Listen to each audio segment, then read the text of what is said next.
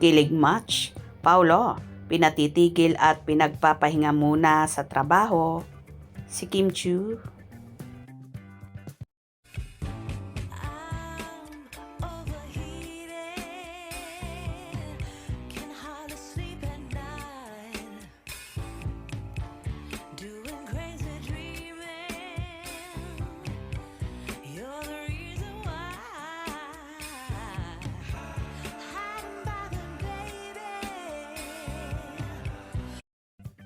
After nga ng naging event ng multimedia idol at queen of the dance floor na si Kim Chiu sa Julie's Bake Shop sa Cebu City, may kumakalat naman na balita na tila pinagpahinga or pinatigil muna ni Paolo Avellino ang dalaga sa trabaho, kaya hindi ito namataan sa noontime show kanina sa Showtime.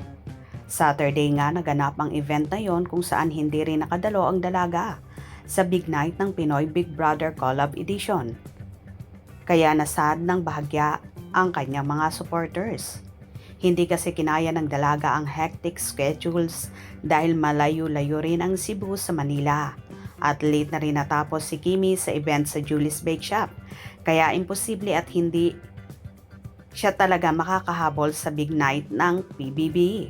Ayon pa nga sa ilan na si Paulo daw ang nagsabi sa dalaga na magpahinga muna kahit ilang araw dahil halos wala nang maayos na tulog at pahinga ang aktres. Pero hindi man siya nakita sa Showtime. Nagbahagi naman ang kanyang hairstylist na si Heidi Fernandez ng larawan na tila may sinushoot na naman na proyekto ang dalaga at another blessings. Kaya naman natuwa ng bonggang-bongga ang kanyang mga fans.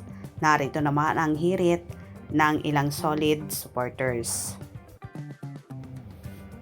May nabasa kami. Sabi, pinagpapahinga daw muna ni Paulo si Kim.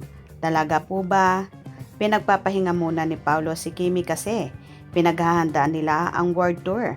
Malapit na, April, next month, mag-practice ng kakantahin. Buti naman, kailangan talaga ni Kimi yan. Congratulations, Kimi. Reala Boys source pa yan or for content and view only? Bakit wala siya sa Showtime? Nood sana ako kaso wala si Kimi, kaya di na ako nanood. Nasaan kaya si Kim? May endorsement shoot yata. Nag-post kanina si Heidi. Nakita ko. Wala sa Showtime si Kimi. Nag-relax siguro. Congrats Kimi. Ano po bang bagong blessing ni Kim? Pakita po para maniwala ang ibang fans sa ganap ni Kim ngayon. Kung wala si Kim sa ST, nakakalito. May nag-comment, pinagpahinga daw muna ni Pao. Tapos kayo po sabi, bagong blessings po. Siguro naiinis ka na sa akin. Peace be with you po. May new TVC, si Kimi at nag-shoot sila.